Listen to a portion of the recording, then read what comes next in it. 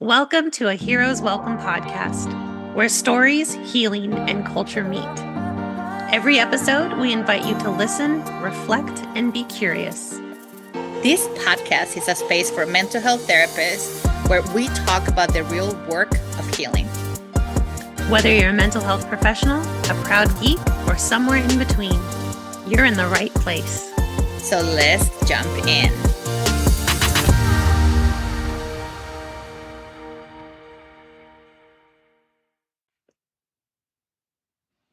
Welcome back, listeners, for another episode of a Heroes Welcome podcast. I am your co-host, Maria LaCare Diego, and I am joined by my lovely co-host.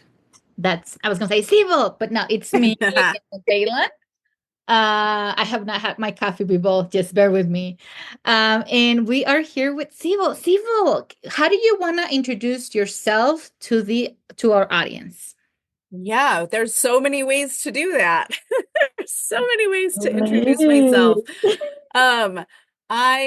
Elevator pitch. I am a licensed professional counselor, approved clinical supervisor, but I really specialize in working with families where there has been abuse, neglect, and domestic violence in the home. And so I run a small group practice in the Denver metro area. And I host a podcast and have a community specific for this population. And I'm really passionate about teaching other mental health professionals the real, like the good, the bad, and the ugly of what domestic violence actually looks like. Because when I got started, I didn't know. I had no clue what it looked like. And so I want you all out there listening to really understand what it looks like, what to do maybe when the scary comes up for you. This population can be really frustrating to work with as well. So all of those things I want to kind of shout from the rooftops about. I love that. I love that. So should we start with what does it look like?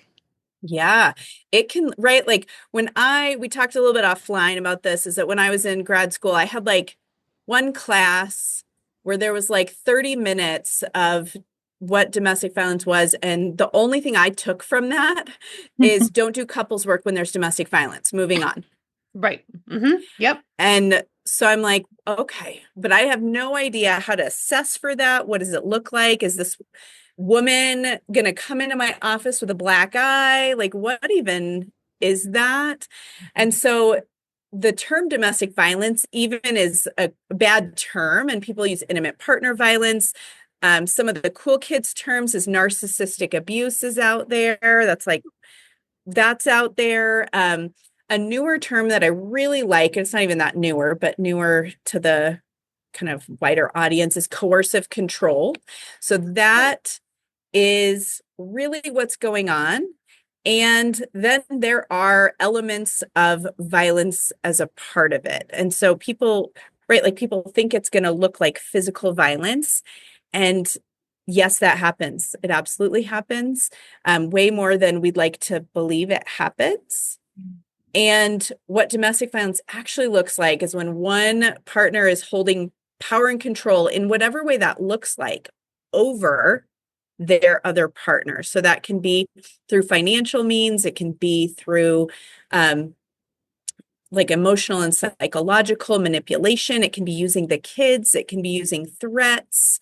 It can be, using the people around them. The term is flying monkeys, is to use other people to continue to harm and to abuse the person. It can be spiritual in nature. So using like scripture or other forms of kind of religion is more often used to harm the person and have control over the person. Sexual abuse and threats of sexual coercion is all in there as well. So really any time where one partner is purposefully, willfully trying to have control over their partner, that is an element of that coercive control and domestic violence. So all of you, breathe as you're listening, because you're like, wait, what? That's right. So there's a misconception when we go even to trainings about domestic violence where they tend to focus on one aspect Mhm. of the umbrella term, which is domestic violence. But what Sybil is sharing with all of you is that it's more than. It's actually about control. Let me see if I capture Yeah. everything that you were talking about, Sybil, which is we're talking about physical abuse, sexual abuse, emotional abuse, intimidation, which that will include immigration status, Yes. isolation, verbal abuse, coercion, threats, blame, using male privilege, economic abuse, and what I never considered was religion abuse. I love that today. Not that I love Yeah. it, but I love Right. that Like, name actually, today. no, I don't love that, but So it's more than, it's not just like all of us therapists who like to use the term PTSD. No, domestic yeah. violence, there's so many layers that go under. Yes. So we want you to breathe, move your body, and recognize that it's not that simple when we're using this term. Yeah.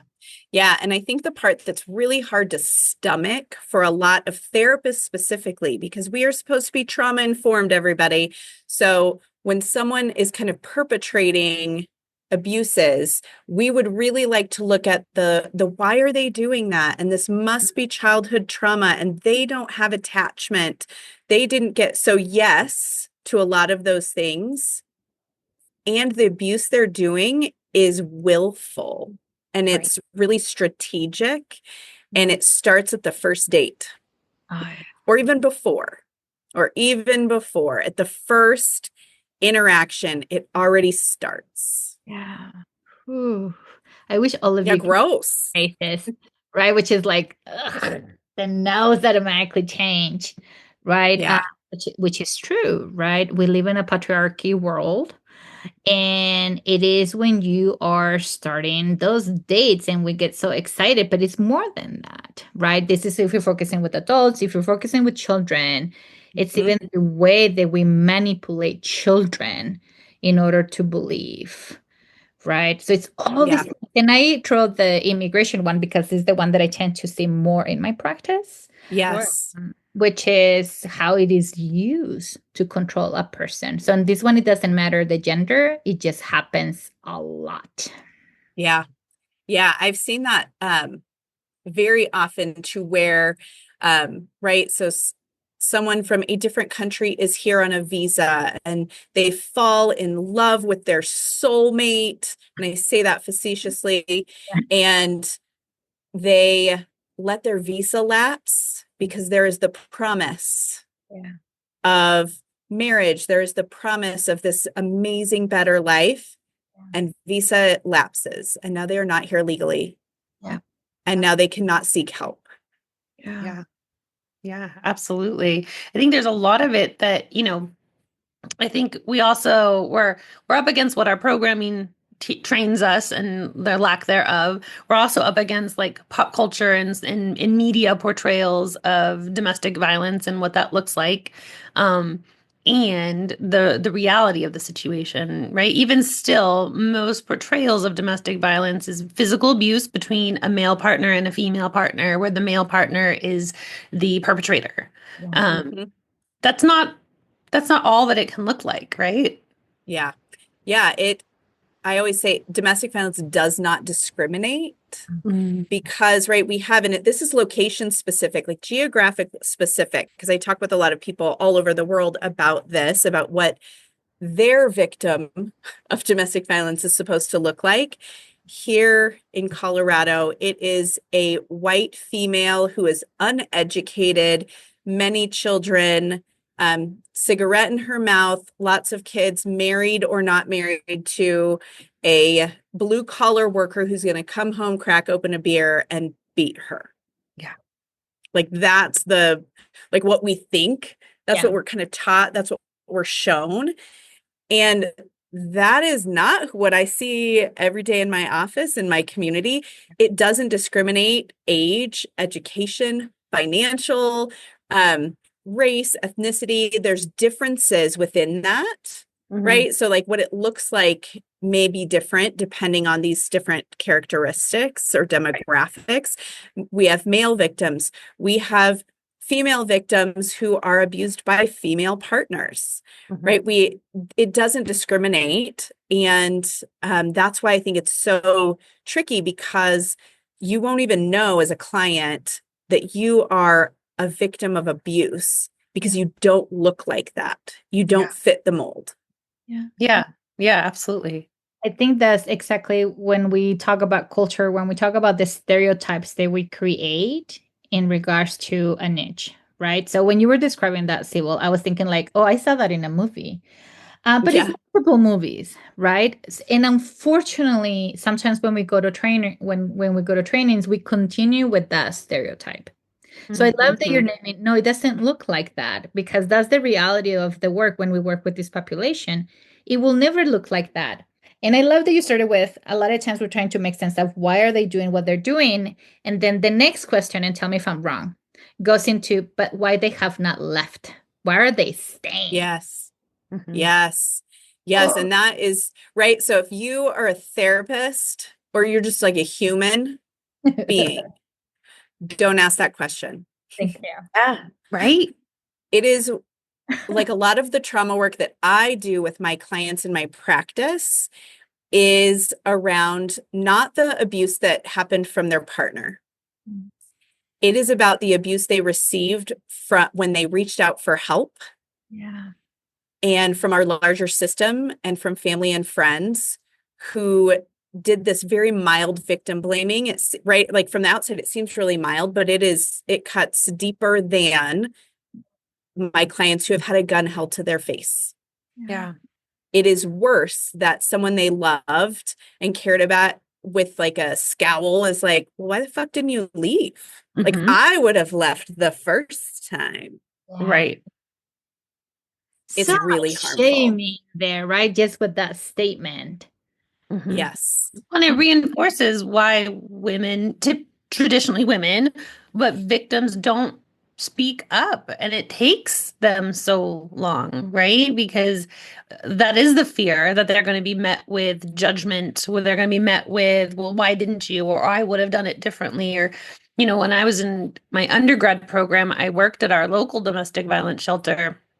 And one of the first things, I mean, this was a little bit ago, but like back then, the statistic was it took a woman 8 times to fully leave and not return to that relationship.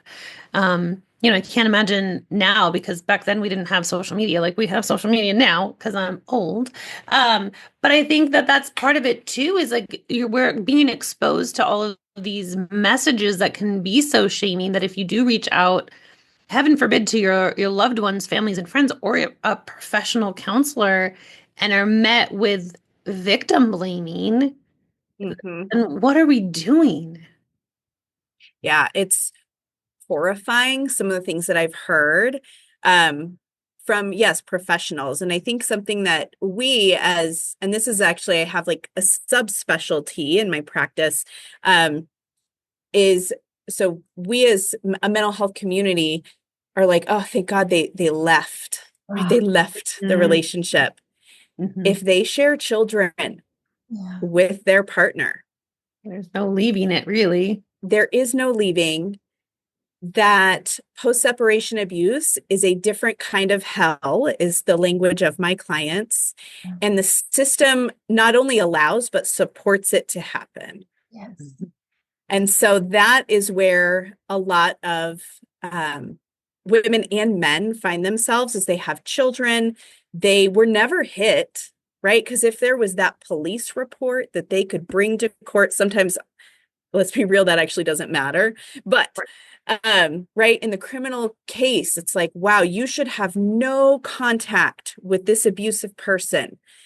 Here is an order of protection. They cannot come within 100 yards of you. They should never communicate with you.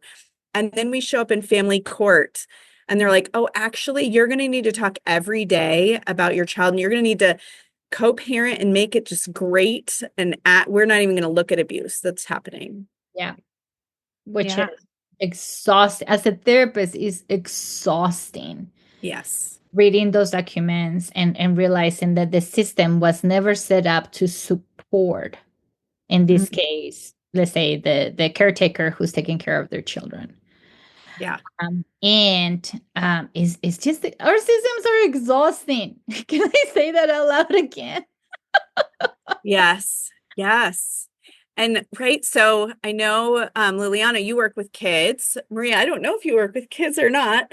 Yes. And guess what? There's the majority of child therapists out there do not accept these cases when they know that they are in family court.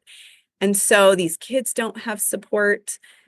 The protective parents don't have support. And then our family court system is just the biggest dumpster fire that can be. Of all the biases that could ever be there, they're there. Yeah. And so, sometimes, and this sounds horrible, it makes sense for victims to not leave. Yeah. Mm-hmm. I have to share this piece, which is I have everyone who knows about me knows that I take too many trainings. I'm just going to put it out there. That's where I spend my money. That's okay because this is my money. Acknowledging is the first step, Liliana. I'm very Yes. proud of you. Thank you. Second part is the best training I ever took was not from mental health therapists. We have an organization here in Colorado that used to do these trainings. I'm kind of reaching out and say, like, can you do this? But maybe it's going to be usable. I don't know. But the best training I ever took was from Family Tree, which is an organization that helps and supports these families in regards to trainings, in regards to housing, in regards to like it's all these things. So, anyways, my training with them went like this. It was 5 days training, by the way. 5 days. That at the end there was a role play, which I had to leave. I was the victim. I have so much money left in my account. I had a child. I had a pet. And there was no hotel that will take us. I ran out of money and I had no choice but to go back. I never forgot that role play because I tried and everything that I knew cognitively and everything that I needed and everything that I knew emotionally told me that I was going to have to suck it up for the well of my child in that moment. Yep. And in that moment, I understood, I embody what it was like to be in that position.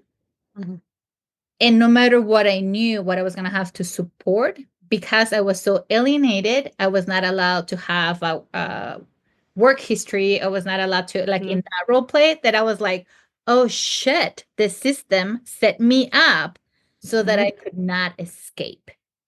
Yep. I hated the training. I cried so much after that role play, but it was the best training because they never asked stupid questions and I never created stereotypes because I understood in that moment what was that like to be in that position.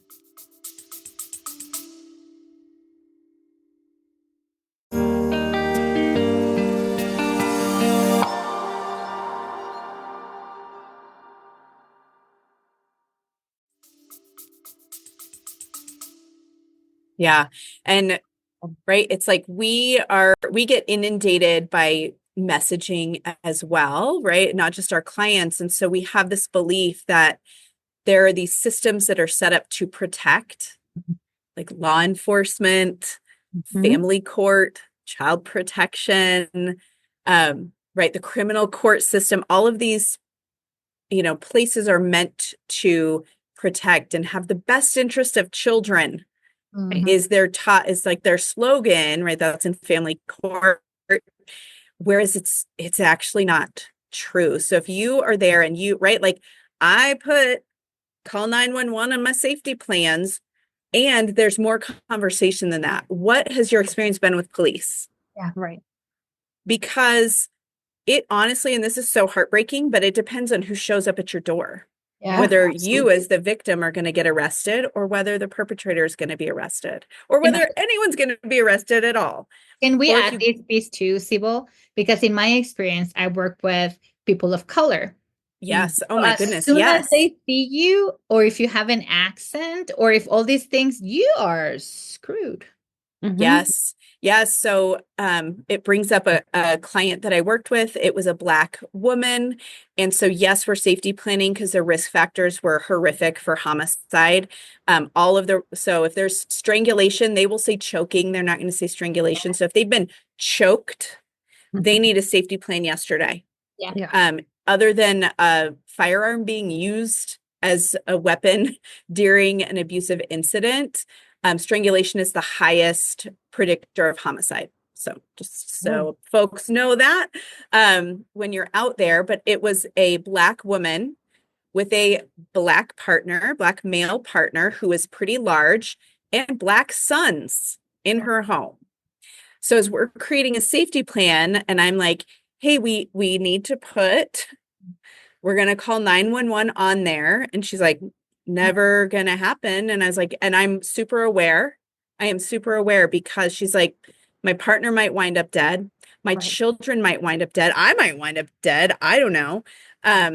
Because the fear is real. It's valid. And so we need to not just, right, like, yeah, this sounds horrible, but I'll put it out there. We need to have 911 on that safety plan to protect us. Yes. Yeah. That's why it is there. It is protecting me as the therapist that I did the thing in my safety plan. Yeah. They may not call 911 and we need to For know their why. own safety. Yeah. Yes, For their own we safety. need to know why. And we need to put that out there because they may not put that out there. Right. And they may just nod their head and smile and put 911 on their safety plan. But then they don't actually know what to do because they're not going to call 911. Right. Right. That's such a good point. Yeah. And I think it is important that, we want these systems in place to do what we want them to do and to be protective. I know here in our community, it also can depend on how many times 911's been called to your house, the response that you get when they get called out and who calls. Yep. Can make a difference. Yeah. I'm wondering what else. I think the strangulation tidbit that you just dropped is going to be brand new information for many of our listeners. But where should clinicians start so that we are not perpetuating the damage? We're not perpetuating the victim shaming and blaming. Other than, we'll list your contact information. But where can someone start to get more information and a better understanding? Yeah. Yeah. And so there are like amazing agencies like Family Tree. I work with Family Tree that Liliana shared before. They are fabulous. And you are not maybe in Jefferson County, Colorado, where Family Tree is located. So you might want to not use just Family Tree. There is a website. It's called domesticshelters.org. Okay. So you can search your state, you can search your county, city, and it will provide you the agency in your area. But other than that, they're not paying me to talk about them, but they're awesome. They have a ton of resources. They have amazing articles. They have webinars. They have free resources that you can attend all the time. All the time. And so they are partnered with, I can't remember the agency name, but it is a specific organization that focuses on strangulation. Okay. And so if you are interested in learning about those risk factors, they have specific webinars on that. They have specific webinars on family court, which FYI, I got to lead one of those. Nice. But they have amazing resources on that site, and the site will send you where you need to go. I love that. Beautiful. So again, right? So from the beginning, we're talking about there's a lot of myths, like stereotypes, and first of all, can I go back and say we as therapists have these fantasies, and I love them because where the world is gonna be perfect, everything is gonna be fair and just. And then we go into training for our master's program and we're like, oh my God, so ready to go change the world. And then we start taking these rounds. We're like, I'm not going to work with that population. Thank you for naming that, Sybil, which is most of the therapists are like, I will not work with couples because of this. I will not work with children because of this.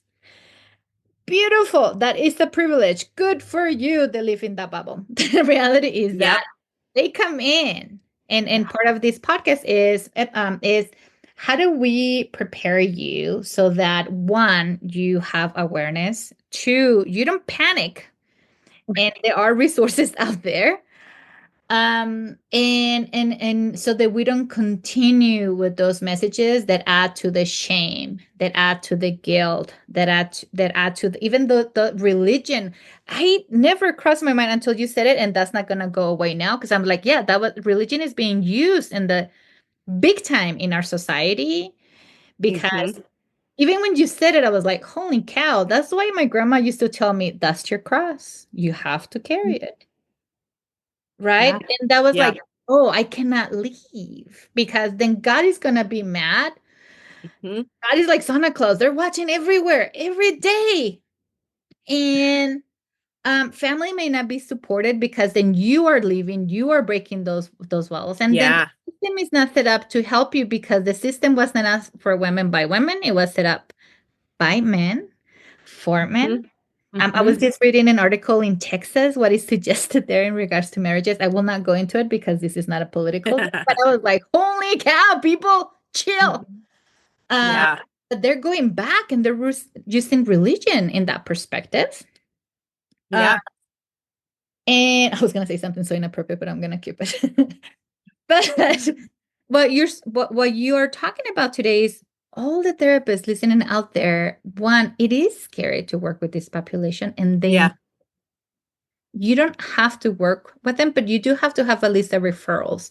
That is ethical practice for you to have a list of referrals like to share out or even resources such as domesticshelters.org. Thank you for sharing that with us today. Mhm. But there's things that you can do in order for be prepared for the what if. Yeah. Yeah. And when it's interesting you brought that up, when I was started to do trainings for mental health professionals, because I struggled to find referral sources when I was full or my practice was full. And so I would do these, and this was before COVID. So live trainings, which, oh, hallelujah, I love it, like in person. And when I would ask people who were there, just because I would do free trainings, because I was like, y'all need to know this.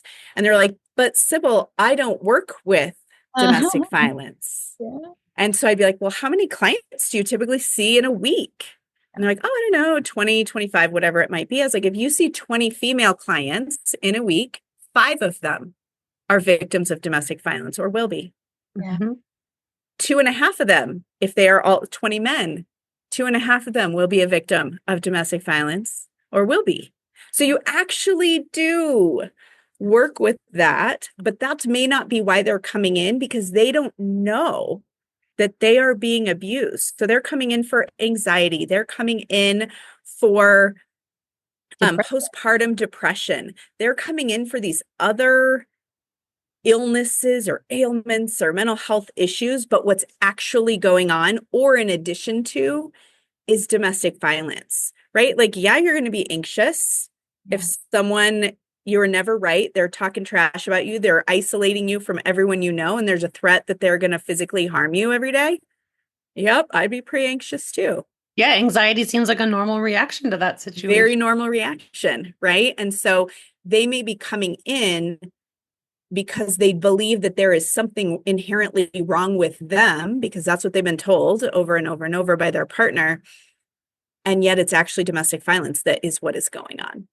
Yeah. Right. Oh, I love that. Yeah, because if they don't know and the clinician doesn't know what to look for, Yeah. then Yeah. we're all dancing around it.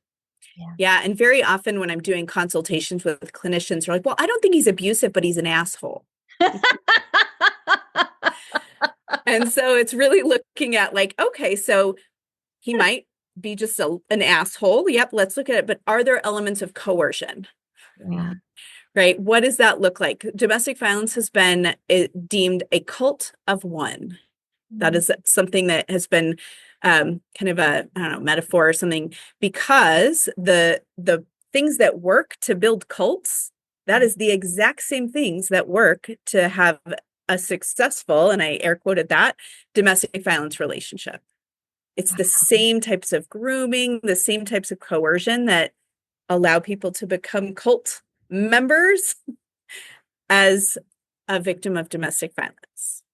That is fascinating. And I mean, duh, right? Like, yes, of course, of Yeah. course. Yeah. Yeah, but it's like we don't want to think about that because we're like, cults are so rare and that's so weird. And it like, right, it keeps us feeling safe. that this isn't happening. Yeah.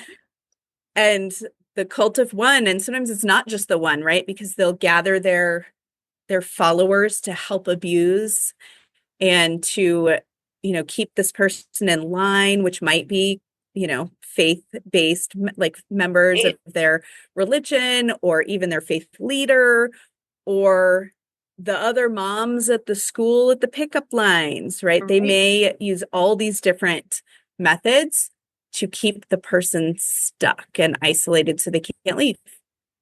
And what I tend to see most, and tell me if you have seen it too, in your practice, which is most people have a hard time separating like profession and then how they show up at home. So he's a good police officer. There's no way. Mm-hmm. He's a good teacher. He's a good coach. There's no way. You're lying. Which I'm like, are you kidding me? You cannot separate. Someone can have a profession and be good at it, and they can suck at home. Yeah.